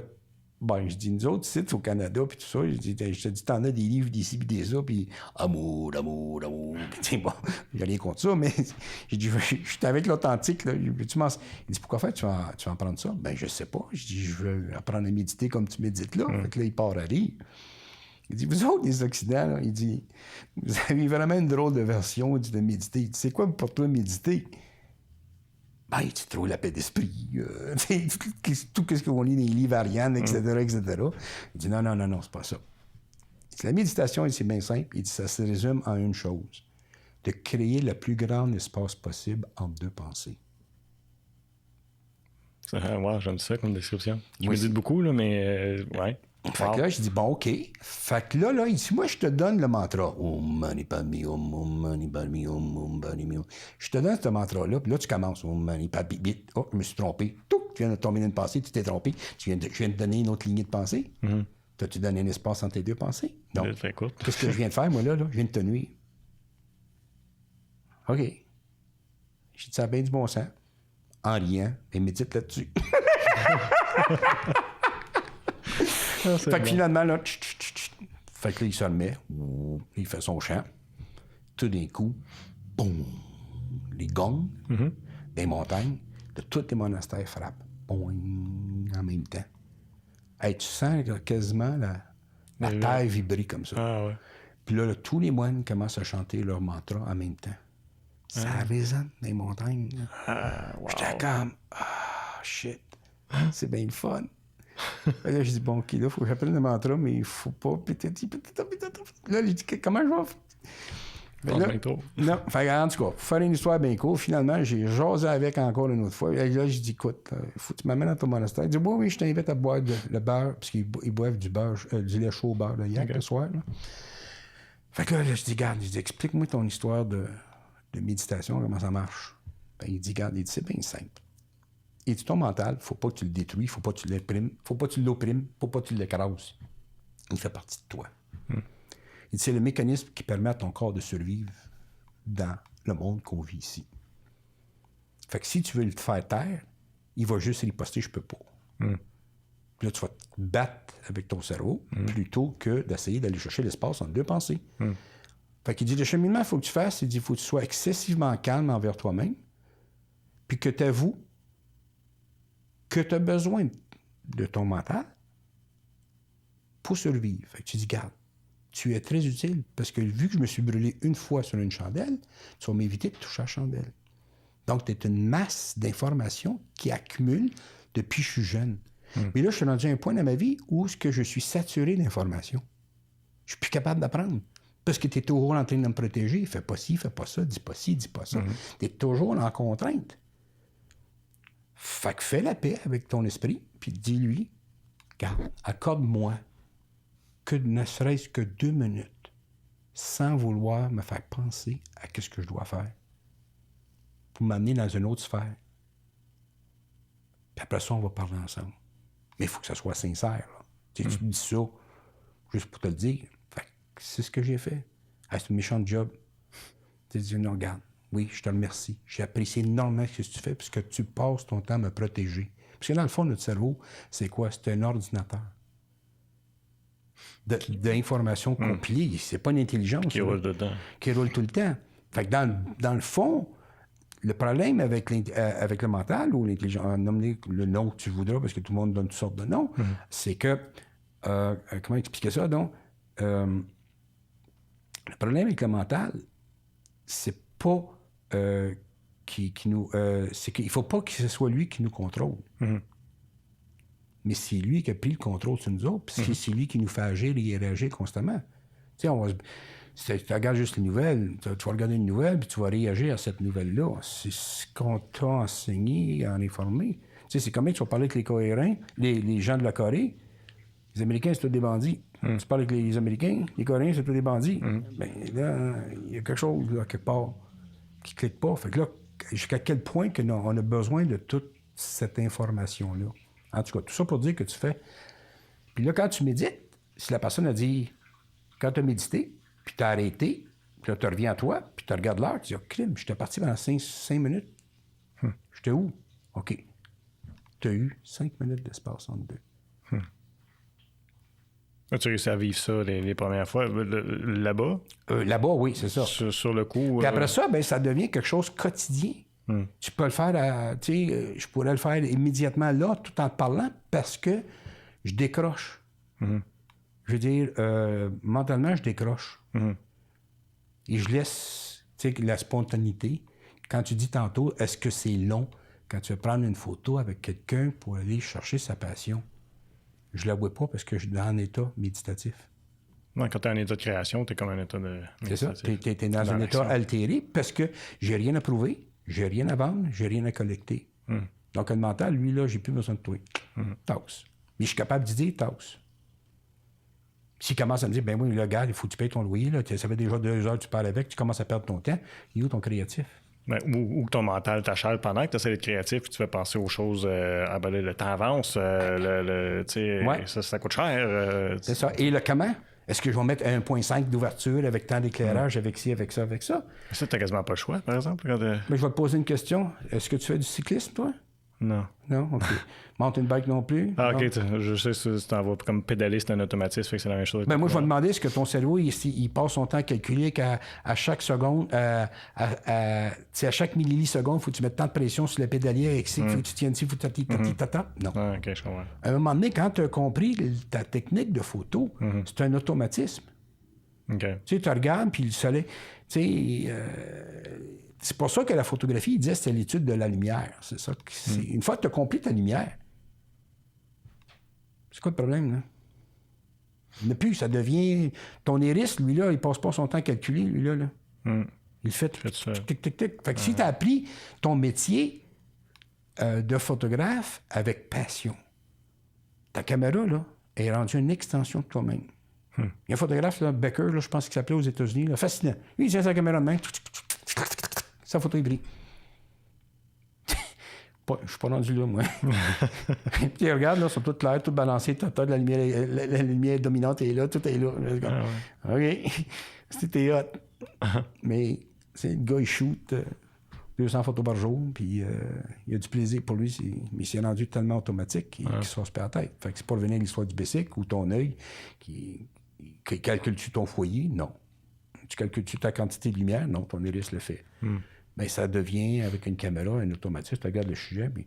Regarde, c'est pour ça que je te dis qu'on a perdu les pros. là, on va me faire harceler avec ça. Vous allez recevoir des courriels là-dessus, parce que les amateurs, s'ils pètent leur coche à chaque fois qu'on dit qu'il y a des pros, il y a des amateurs. Ouais, regarde, c'est pas grave, t'es rendu retraité. Ouais, bon. Ouais, mais c'est parce que je suis trop sensible pareil. Les anciens, on n'avait pas ça, nous autres, un bac sur ta caméra. C'était pareil comme ça ici, c'est un film. Ouais. Donc, il fallait que tu composes avec ton arrière, ta lumière d'arrière, ton surexposition, tout devenait un automatisme. Tellement, moi, j'avais une clientèle juive à Montréal qu'eux veulent rien savoir du numérique. Parce que le numérique, c'est une photo qui n'est pas réelle. C'est des pixels. Quand tu physiquement, elle n'existe pas. Là. Elle n'existe pas. Quand tu fais avec du film, mettons qu'on travaille avec du T-Max, c'est le T qui embarque par-dessus un autre T. Tu sais, comme le son, si tu es un amateur de musique, tu écoutes un disque, puis tu écoutes un CD. Le CD est bien trop métallique. Il est trop parfait. Parce que c'est tout numérisé. La musique qui était enregistrée sur un vinyle, il y avait un croisement des sons. Tandis que le numérique, lui, il te le cause. Il va t'es à côté. Oui, il s'aligne. Il s'aligne. Okay. Fait que la photo, c'est la même chose. Ton rouge 302, il est là, puis ton vert 101, il est là, puis il t'a jamais un bleed. OK. Un connaisseur va écouter un disque en vinyle, il va dire ça, c'est de la musique. Un Dodge Gramophone, tu vas mettre un disque, je sais pas si tu connais ça, peut-être pas, là. C'est des disques allemands d'autres gammes. Tu écoutes ça, puis tu vas l'écouter sur un CD, puis tu vas dire sac. CD, ça n'a qu'à canne. La photo, c'est la même affaire. Quand tu prends la photo, le pixel, elle n'est pas capable d'overlapper. Tandis qu'avec le T-Max, c'est pour ça qu'il l'appelait le T. C'est une coche. Le prochain T, le dessus du T embarqué sur l'autre. Fait que tu avais toujours un overlap, sa photo. Fait qu'il y a une espèce de patine, une certaine douceur dans l'image que tu trouves pas dans le numérique. Parce que le numérique, il est carré. Tu peux pas avoir... En tout cas, je sais que c'est technique, là, mais quand les gens sont familiers aujourd'hui avec la technologie de photo. Là, fait que, je comprends très bien je suis sûr que les gens qui nous écoutent comprennent très bien. C'est ça. Fait que la clientèle que j'avais, eux autres, c'est connu dans le monde quand il y a eu la guerre et tout. Qui avait toutes les œuvres d'art? C'était tous les Juifs. C'était tous les Allemands, ils se sont tous encaparés de ça. Quand regarde, ce sont des connaisseurs. Ils ont l'œil pour la qualité. Ils ont l'œil pour ci, ils ont l'œil pour ça. Fait que moi, à un moment donné, c'était comme tu prends une famille, des photos de famille, mais tu rentres pas ici avec une numérique. Non, on rentre avec un argentique. Sauf quand ça fait 3 ans que tu travailles avec un numérique. Tu prends ton argentique, clique, tu viens pour le. Ah, tabarouette, c'est vrai, j'ai plus de bac. Je veux dire, je peux plus voir mon image. Fait que là, OK, là, faut que je commence. Faut que je dérouille mes engrenages pour dire, bon, OK, il faut que je compense avec la lumière qui est en aéroplane. Il faut tout te refasse, là. Parce que oui, ton metteur va te dire que ton image est belle, mais là, tu n'as aucun crédit. Je veux dire que ta lentille et ta lumière, elle est calibrée, mais tu n'as pas ta touche artistique, là. Parce que la touche artistique, c'est quand tu déformes. Quand tu déformes. OK. Dans la photo, là c'est large, là, ce que je dis, parce que je ne vais pas être cité auprès, là, comme je te dis. Puis... mais c'est correct. OK. Il faut comprendre que quand tu as compris le principe de la lumière et tu as compris le principe de la photo, qu'est-ce qui va faire souvent que la photo devient artistique? C'est que tu brises les lois, mais avec connaissance. OK. Puis imagine-toi, moi, ça faisait longtemps que j'ai essayé d'expliquer ça. Et je n'étais pas capable de trouver les mots. Jusqu'à temps que j'ai vu une émission qui s'appelle 32 vies, c'est ça? Je ne sais pas. En tout cas, ça jouait à Radio-Can. À chaque saison, il y avait un professeur, puis il y avait des élèves, puis il vivait chacune. Puis il y en a un là-dedans qui était un artiste, qui était un chanteur, un vrai chanteur, un pianiste, et qui jouait dans cette émission-là. Puis un petit jeune qui voulait rapper. Fait qu'il arrive à l'école, puis là, le prof, il monte do, ré, mi, fa, sol, la, si, do, puis le jeune, écoute, maman, je vais rien savoir de ça, maintenant, tu sais, je veux dire, moi, je vais faire avec du rap, si ça, c'est de la musique, qu'est-ce que tu fais, c'est pas de la musique. OK, mais je vais te montrer quelque chose. Fait qu'il sort un dessin qui ressemble à un dessin de Picasso. Tu me suis? C'est bon, je suis pas un amateur de Picasso, là, mais il y en a qui le sont. Il montre cette photo-là, il dit, qu'est-ce que ça, à quoi ça fait penser, ça? Fait que le jeune regarde ça. C'est Marie-Hélène, dans la classe 3, qui a dessiné ça. Elle dit, c'est lettre en maudit, on sait qu'elle ne sait pas dessiner. OK, ça, c'est ton opinion sur cette photo-là? Il dit, oui. Il met ça sur sa table, il sort un autre avec dont le Rembrandt, c'était Le Malade, je pense que ça s'appelait la peinture. OK. Donc, il est dans un lit avec les lumières de côté. Puis il monte ça au rapper, puis le rapper, mais il connaissait quand même un peu l'art. Il disait « Ah, ça, c'est de l'art. On voit la lumière, le reflet, le triangle de Rembrandt sur le bord du nez, tout ça. Ah, OK. » Il dit ça, celui que tu trouves beau, c'est ça la musique. Il sort l'autre, il dit ça, c'est le rap. C'est ça, t'es préjugé contre le rap. Non, non, écoute, c'est le même peintre. Sauf que quand il a fait ça ici, là, il le fait avec toute connaissance de cause. Ouais, c'est ce qu'il a fait. Il dit, tandis que ton rap, c'est toutes des erreurs de circonstances.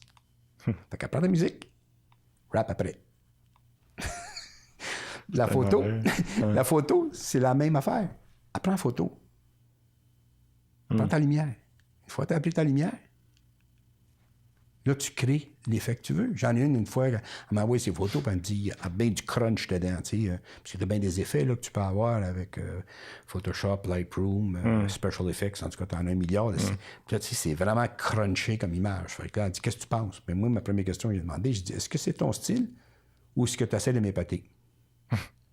Parce que j'ai dit, si c'est ton style, c'est cool. Si tu essaies de m'épater, change de métier. Parce que c'est pas la même chose. Si elle veut développer ce style... Tu sais, si Picasso veut faire des œils en triangle, c'est un style, il s'en va vers ça. Mais s'il fait ça parce qu'il ne sait pas dessiner, c'est un autre paire de manches. Fait que la photo, c'est la même... dans la même lignée. Qu'est-ce qui va définir un artiste? C'est qu'est-ce qu'il fait avec son image. De base, je parle pas avec Photoshop, je parle pas avec Lightroom, puisque ça, c'est des effets artificiels. Et si tu es capable de faire ta composition de ton image où ce qu'elle est quasiment parfaite et que tu vas te servir de Lightroom ou de Photoshop ou de d'autres logiciels pour l'amener plus vers un style poussé, c'est correct. Si tu t'en sers pour corriger ton image, change de métier. Parce que c'est pas fait. Mais c'est pas fait. Ou t'as encore à apprendre. Tu sais, on a eu une conférence où ce que le type, lui, se spécialisait. Je pense que c'est René Dumont qui s'appelle. Il spécialise dans les photos dans les mines. OK. Et c'est un métier, ça, là. Ça voit parce que t'as pas grande lumière, là. Rien. Puis quand il faisait son exposition, devant les maîtres photographes, il y avait les nouveaux recrues, puis il entre. Ouais, il dit, c'est quoi ton app que tu as pris ici dans ton Photoshop pour faire cette affaire-là? Il a fait te rebondir pour rien qu'à peu près. Il dit ça, là, il dit, c'est 30 ans d'expérience. Il dit, il n'y a pas de Photoshop. Puis je dis, je te crée pas.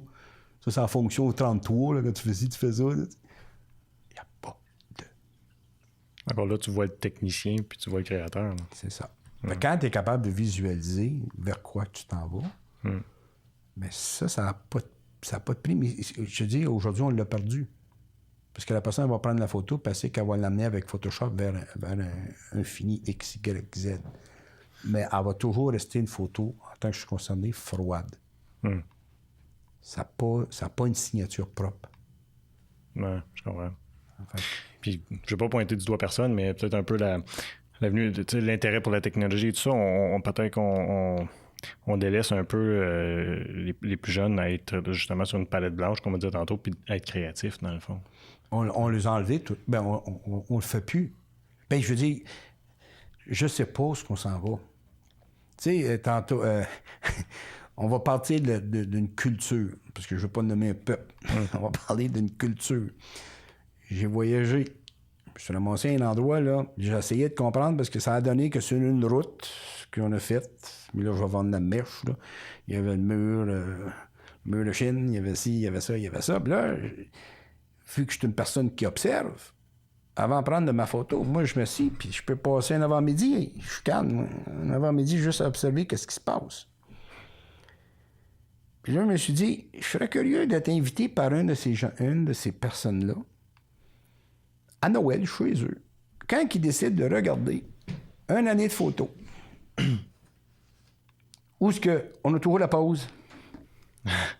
Devant le mur de Chine, devant le temple, en Inde, à New York. On comme passe les selfies d'aujourd'hui, là. 5000 photos dans la même maudite face, excusez. Mais je suis pas capable pour me dire, ben j'étais là. Je pense pour moi, on est rendu qu'on a un sérieux problème d'estime de soi. quand il faut que tu te mettes sur chaque photo pour prouver que tu es allé quelque part. Ouais, plutôt que juste d'apprécier la vue, là. Hein. La vue. En tant que photographe, j'ai de la misère, mais c'est comme je t'ai expliqué. Là, tout le monde fait ça. Regarde, aujourd'hui, on va prendre... un jeu sur Facebook, on va avoir... Oui, c'est juste ça. Tu vas avoir une personne qui va avoir 50 photos dans une semaine d'elle, chez le barbier, d'elle au restaurant, d'elle qui photographie son aussi. C'est comme, OK, Fait que la photo est rendue là. Ouais. Ouais, Jeanne-Sophie me souffle à l'oreille. Instagram, c'est tellement ça. puis pourtant, au début, c'était pour exposer. Souvent, c'était un outil pour exposer justement le travail plus créatif que les gens faisaient. Là, ça n'a pas été long, ça a été un portfolio de ta vie plutôt qu'un portfolio de ce que tu crées. Qu'est-ce que tu crées? Fait que là, c'est pas. Fait que là, comment peux-tu parler de photos? On est une espèce, malheureusement. Je parlais avec un autre de mes confrères qui est maître photographe, puis il dit on est une espèce en voie de disparition. Puis tantôt, il n'y aurait plus de ça, là.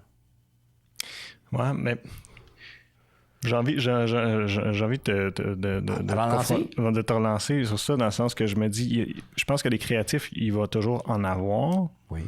Malheureusement, ils ne sont pas valorisés dans notre société d'aujourd'hui. Souvent, c'est des rêveurs, c'est des pas assez attentionnés, pas assez attentifs, pas assez organisés. Parce que souvent, le créatif, il va être désorganisé. Puis là, je sais que je généralise, mais... Non, mais c'est ça pareil. Ouais. C'est ça. Puis souvent, c'est ça, on n'a pas d'endroit vraiment pour valoriser ce comportement-là, alors qu'on essaie de rentrer, on parlait de cadre tantôt, on essaie beaucoup, je trouve, de rentrer dans un cadre qui est l'éducation aujourd'hui, qui a tous ses bienfaits, là, mais qui souvent, ça dépend où, mais souvent, tu sais, va laisser un peu trop de côté, je trouve, le côté créatif. Puis en plus, là, on leur met le téléphone dans les mains très tôt, ce qui peut être le fun parce que tu peux créer des choses avec. Oui. Mais c'est pas long que l'application crée tout à ta place. Ben, tu vois, j'ai un de mes copains qui, lui, imagine-toi, là, il est directeur numérique. OK. Tu connais ça? Oui, en tout cas, quand tu arrives sur un plateau, pour faire du shooting. Moi, je connais le directeur photo, mais le directeur numérique, c'est... Numérique, c'est la même chose, grosso modo. Là. C'est juste que lui, c'est jusqu'où le numérique va amener l'image sur laquelle que tu travailles. Le directeur photo, lui, il va te donner la prise de vue, les perspectives, vois-tu, le look vers quoi tu t'en vas. Bon, mais il s'appelle Patrick Lavoie, il est très connu. Et lui, il ne shoot qu'avec un iPhone 8. Okay. J'ai eu la chance de passer 3 semaines avec lui à Las Vegas. Et puis, on a fait les déserts dans... en Californie? Non, on est allé à Page. Dans le Nevada, effectivement. Oui, c'est ça. C'est dans Dixie. Excuse-moi, là, j'ai un blanc de mémoire. Les trois grands parcs nationaux américains. OK. Bryce Canyon. Oui. Valley of Fire. Ouais. En tout cas, on a tout fait la tournée avec lui et on a même marché à un moment donné quasiment 30 km dans le désert. OK. Puis nous autres, avec nos 500 livres d'équipement, puis lui avec son iPhone 8, je te jure qu'un iPhone 8, il nous accotait. Il dépassait. Ouais. Mais il y a l'étude de la lumière derrière lui. OK, ouais. Fait que ça revient dans le fond à ce que... Mais c'est ça que quand je te dis qu'il y a une espèce en voie de disparition, le créateur ne sera pas jamais disparu. Mais je pense que l'art de la lumière s'en va. Si ça disparaît. J'ai vu, moi, dans un... Parce que pour devenir maître photographe, tu dois présenter des images, tu dois faire ça. Souvent, comment je dis ça, donc? Il va y avoir 6 juges qui vont juger tes images, puis ils vont dire, bon, OK, oui, là, c'est un certain pointage, tu te classes ou tu te classes pas, etc. Okay. Bon. Et puis, à un moment donné, tous les juges sont comme jammés sur... Parce que la façon que ça fonctionne dans des compétitions de photos pro, tu es dans une chambre noire, chacun a son écran noir, et puis là, ils vont dire, ils donnent le titre de ta photo. Déjà, ton titre compte pour un gros pourcentage, parce que tu es capable de faire une image à la hauteur du verbal. OK. Fait qu'ils vont dire, mettons, le ruisseau. Là, tu mets un iceberg. Puis, tu sais, t'es déjà out. Là, l'image apparaît, puis elle a, mettons, ils ont comme 20 secondes, mettons, pour l'image, puis le 20 secondes qui est là, part avec 100%, puis là, tu déduis, bon, ben, la perspective n'est pas là, l'éclairage n'est pas mis fait, puis là, ton image, elle a une cote. OK. Si ta cote n'est pas uniforme parmi les 6 juges qui sont là, parce que tu ne peux pas avoir 6 juges dans le même domaine, parce que tu as des photos. Dans le domaine de la photo, tu as à peu près 72 catégories de photos. Tu sais, parce que tu as architecture, mode, portrait, quand tu nommes tout. Fait que tu ne peux pas avoir 72 juges. Fait que tu as des juges qui sont plus forts en portrait ou dans l'humain que l'architecture. Fait que si tu fais une photo en architecture, je suis pas sûr souvent que le gars qui fait de la mode il va comprendre les jeux des perspectives, tes lignes et tout, que tu trouves pas. Tandis que le portrait, lui, il faut qu'il sache dans tes 2/3, il faut que tu aies une autre composition qui est là. T'sais, chacune a ses spécialités. Fait que s'il y a trop une grosse écart dans les images, ben, ils vont confronter le plus haut et le plus bas pour que le plus haut fasse valoir pourquoi il a donné une note si haute et celui qui a donné le plus bas, pourquoi il a donné une si basse note. Et puis après ça, ils vont revoter pour restabiliser si tout le monde a compris les échanges. Puis là, à un moment donné, les juges étaient tous jammés parce qu'ils ne sont pas capables de trouver c'est quoi qui ne marche pas avec l'image, mais l'image ne marche pas. Fait qu'elle fait juste retenir celle-là parce que je vais t'amener ailleurs, mais je reviens sur celle-là. C'est comme un cuisinier. Un bon cuisinier là, va prendre 12 épices pour faire une sauce, pour créer l'union de toutes ces choses-là qui vont créer la 13e qui est le goût. Si tu le goûtes, ça goûte l'ail. Puis, c'est fourré, il y en a trop. Il n'a pas fusionné tous les éléments pour créer la 13e. Est-ce que tu me suis jusqu'à là? Oui, tout à fait. L'image, c'est la même chose. Qu'est-ce qui fait le wow? C'est quand tu n'es pas capable de trouver le quoi qui fait le wow. C'est parce que tout est parfait. Les 2/3, la lumière, les reflets, le regard, l'émotion, tout est dans le portrait. Compris? Donc, quand les juges étaient là, tout le monde était jammé, pas capable de trouver c'est quoi qui cloche avec la photo. Ils savent qu'il y a quelque chose qui dit « elle marche pas ». Parce qu'à l'œil, ça accroche. Finalement, il y a un vieux juge dans la salle qui a dit « vous avez oublié les bases. Il y a un soleil qui brille pour tout le monde. »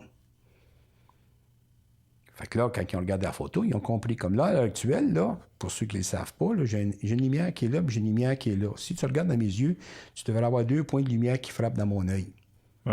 Théoriquement, celle-là ne devrait pas être là. Ou c'est là plus tamisé pour pas qu'il y ait 2 soleils dans mon œil. C'est juste un soleil. C'est la loi de la photographie, la lumière.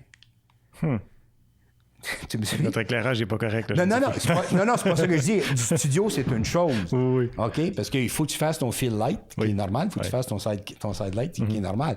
Mais quand tu fais une photo en studio, tu dois avoir une source lumineuse. Et c'était ça qu'il regardait, l'œil était beau. Mais il ne catchait pas, mais il y avait 2 lumières dans l'œil. Donc, une dans l'iris, puis une légèrement qui venait de frapper de côté. Fait que là, il dit, tu vois, touc. Et c'est ça, je te dis que c'est ça qu'on va perdre tantôt. Parce que qui va penser que il y a juste un soleil qui brille donc la base de la photo qui est basée sur la lumière, donc la lumière qui est le soleil, va nous donner toute la panoplie des ombres. Là, tu vas jouer avec. Tu vas avoir ton triangle de Rembrandt. Tu vas le mettre de côté pour être sûr que tu l'as ici. Tu vas le mettre. Fait que si tu regardes dans les cinémas, quand tu dis des films case B, ils sont tous éclairés égal. Quand tu regardes un bon film, ils ont toujours la lumière de côté légèrement, que tu vois pas tout le viseur dans son entier. Mais cet art-là, c'est ça que je te disais tantôt qu'on est en train de perdre, malheureusement. Que oui, c'est beau. Tu as pris une image. En tant que je suis concerné, tu n'as pas pris une photo. Parce que la photo, c'est l'étude de la lumière. L'image, c'est de saisir un objet qui est en avant de toi, c'est une pellicule. Aïe aïe. mais c'est tellement vrai. Puis je veux pas me lancer parce que je veux pas me faire haïr, mais je pourrais me lancer dans des films connus que, tu sais, c'est plein d'images. Mais pour moi, c'est pas un... C'est pas un film. C'est pas un film parce qu'il y a pas ça, il manque. Moi, je trouve que c'est l'ombre et la lumière, là, la composition de la lumière, mais l'ombre et la lumière. Moi, je vais le dire comme ça. Là, tout le temps. Ben, ça l'est. C'est l'ombre et la lumière. C'est ça qui compose ton image tout le temps. Puis t'en as plein de films que c'est ça, c'est flat. Mais regarde les téléromans. Les téléromans sont tous plats. Ouais, c'est ça. Mais les films à cette heure, c'est comme ça. Ben, des gros films, là. Ouais, mais comme je te dis, tout va dépendre. Comme je te dis, si c'est fait volontaire, mettons qu'ils vont dire on tourne sur la planète Mars, ben c'est un peu normal que tout soit flat. Oui. Exemple. Ouais, je comprends ce que tu veux dire. Mais il y a bien de la cochonnerie, puisqu'ils ne veulent pas se concentrer. C'est du stock là, calculé, parce que, tu sais, là, on fait une émission en direct, mais pas en direct, mais enregistré, mais il n'est pas coupé. Mais quand tu fais un film, tu sais, c'est toujours des séquences 15 secondes, 20 secondes, recommencer tout le temps ton éclairage. Ben oui. Mais je pense que pour bien des productions, parce qu'ils produisent très rapidement à cette heure, je pense que pour beaucoup de productions, c'est probablement la formule facile de, bon, on éclaire flat, tu sais, puis ce qui fait ton image, ça va être les effets visuels qui vont venir avec et tout ça, beaucoup plus que ton ombre et lumière. Tu sais. Mais c'est comme... je ne suis pas un spécialiste du milieu cinématographique. Par contre, je vais utiliser un terme, c'est mon terme, c'est pas le terme qui peut-être qui est dans l'industrie, parce que je connais pas l'industrie. Mais ils sont rendus très forts sur le filtre bleu ou le filtre gris, où ce que c'est toujours, on dirait, filmé à pénombre. Oui, c'est vrai. Mais ils sont filmés en plein après-midi. Mais c'est en pénombre. Ouais, ça donne un look, là, mais ça camoufle tout. Avec Arrival, hier, justement, j'ai fini de l'écouter une deuxième fois. Puis c'est ça que c'est. Fait que tu viens d'éliminer tous les problèmes d'éclairage, tout ça passe au pénombre. Fait que t'as pas de soleil, t'as pas comme je disais tantôt, il n'y a pas d'ombre et lumière. C'est comme tout est tombé. Quand c'est utilisé pour donner une atmosphère, tu sais, je trouve que c'est correct. Je trouve que ça fonctionne dans ce film-là, mais des fois, c'est peut-être surutilisé. Mais il commence, mais je dis, c'est rendu. Quand on va couper ces éclairages, puis on va mettre ça. On va lui donner ce look-là. Ouais, je comprends. En tout cas, peu importe. Je veux finir sur une chose, si tu veux bien, Serge. Tu m'as envoyé la vidéo que tu as fait une fois que tu as pris ta retraite, qui était un petit peu ton vidéo d'adieu, que j'ai beaucoup aimé, ce que tu écrivais là-dedans.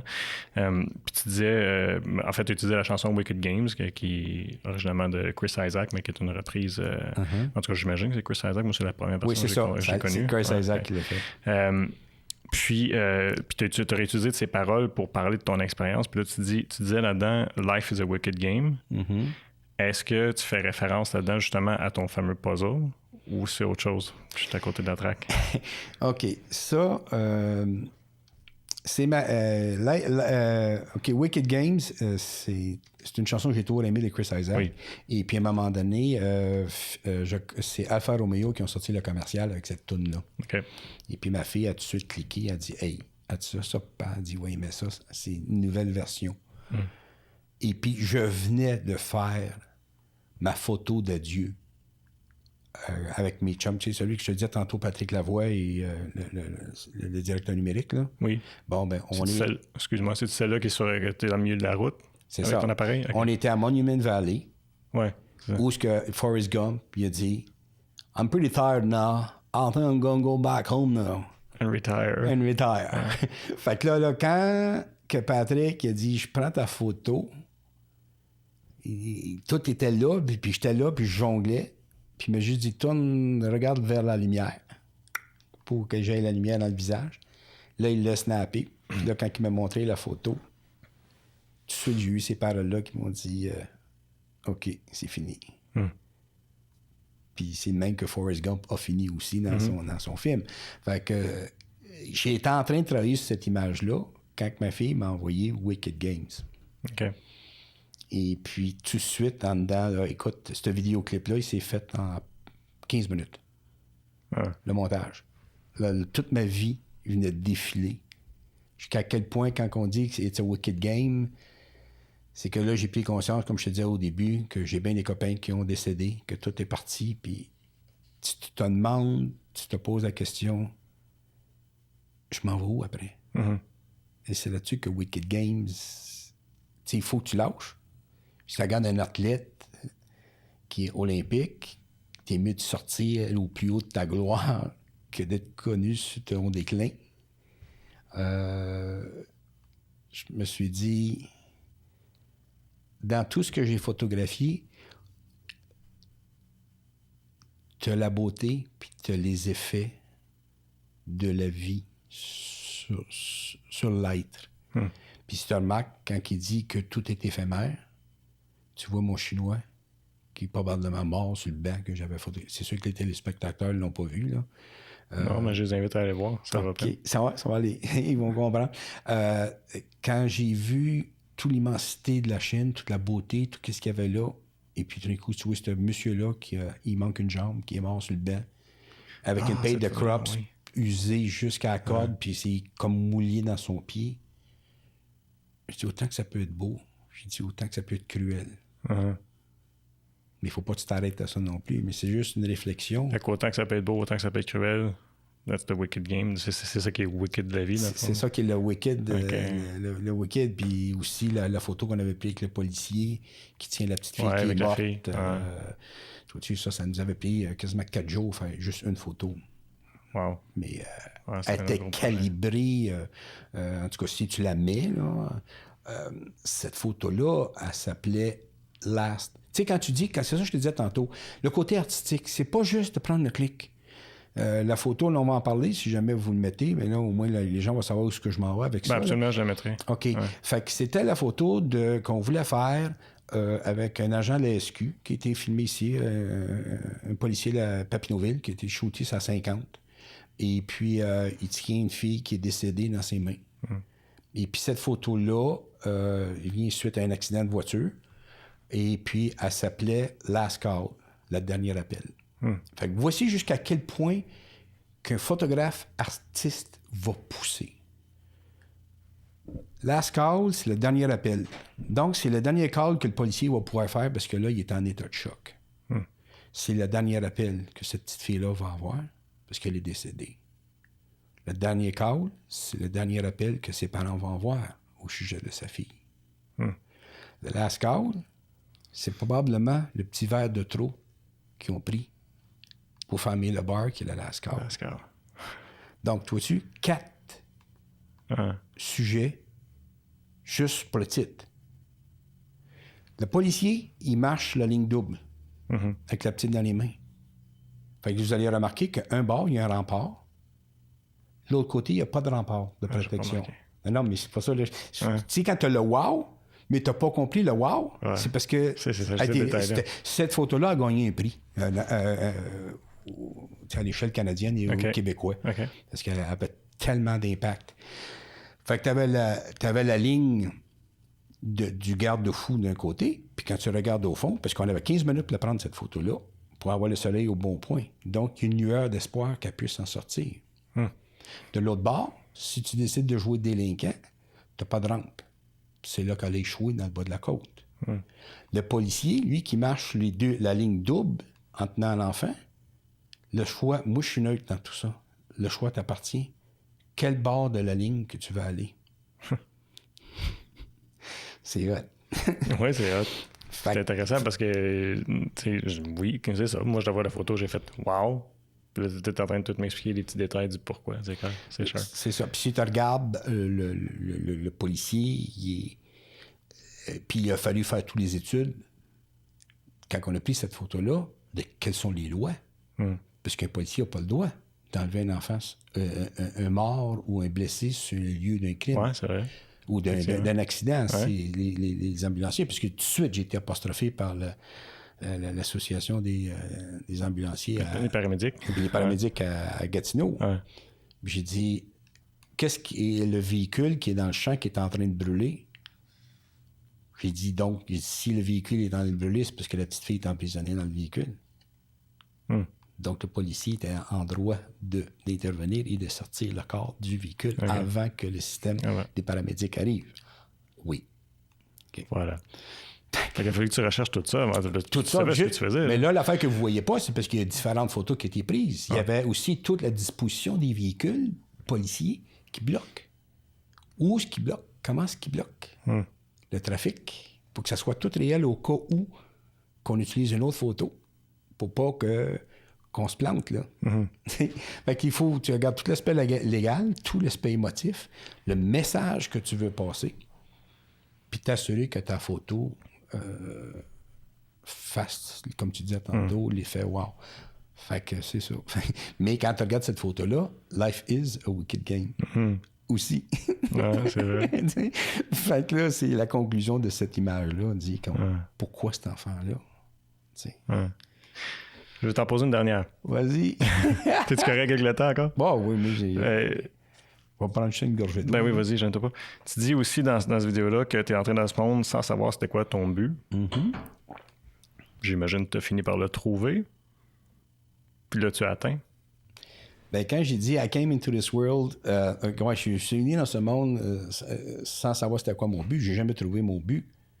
Mais aussi, je réponds indirectement à cette question en disant la seule chose que je sais, c'est que mes rêves, ma caméra est devenue mon capteur de rêve. Ouais, puis j'ai trouvé ça intriguant aussi comme frère, parce qu'un capteur de rêve, alors que ce que tu photographies est très réel. Ben, oui puis non. Comme je te dis, quand tu cherches le pourquoi, faut que tu sois dans un état altéré. OK. Dans le sens, quand je dis altéré, c'est que pour aller chercher ton pourquoi, comment est-ce que tu fais pour aller le chercher? Ben, toi, comment t'as fait? C'est parce que t'as appris à écouter, comme tu disais. Oui. Ouais. C'est que si tu t'en vas pas dans... Quand je dis un dream catcher, là, si tu regardes les autres images avant, il y en a qui ont été pris dans le Utah, il y en a d'autres qui ont été pris à Bryce Canyon, c'est ça que je cherchais comme nom tantôt, là. Toutes ces affaires-là, c'est que c'est toutes des rêves de dire « j'aimerais ça aller voir ça, j'aimerais ça pouvoir... » Si j'ai voulu aller voir ça, c'est parce qu'il y a quelqu'un quelque part qui en a parlé, qui l'a présenté, ou que... whatever. Fait que ça, c'est la première chose dans le capteur de rêve. Quand tu regardes la petite fille qui regarde le petit lièvre sur la roche, qui rêve pas de ça? C'est vrai. Fait que ça devient là. Si tu vois la photo, juste avant que je dise ça devient un capteur de rêve, je suis debout dans Glen Canyon. Je suis à peu près à 3000 pieds d'altitude, sur le bord des roches. Moi, 15 pieds, puis je saute en bas. Là.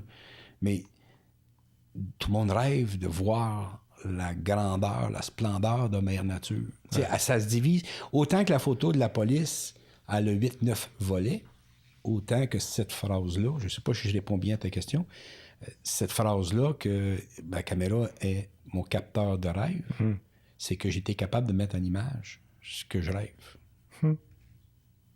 Fait que si tu regardes, je rêve à ce qu'il n'y ait plus d'accident, que c'est inutile de perdre la vie d'un enfant.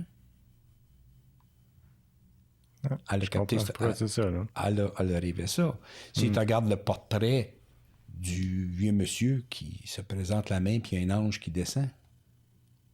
Je sais pas si tu l'as vu, la première photo qu'on voit. Dans ton montage? Dans mon montage, c'est encore un rêve.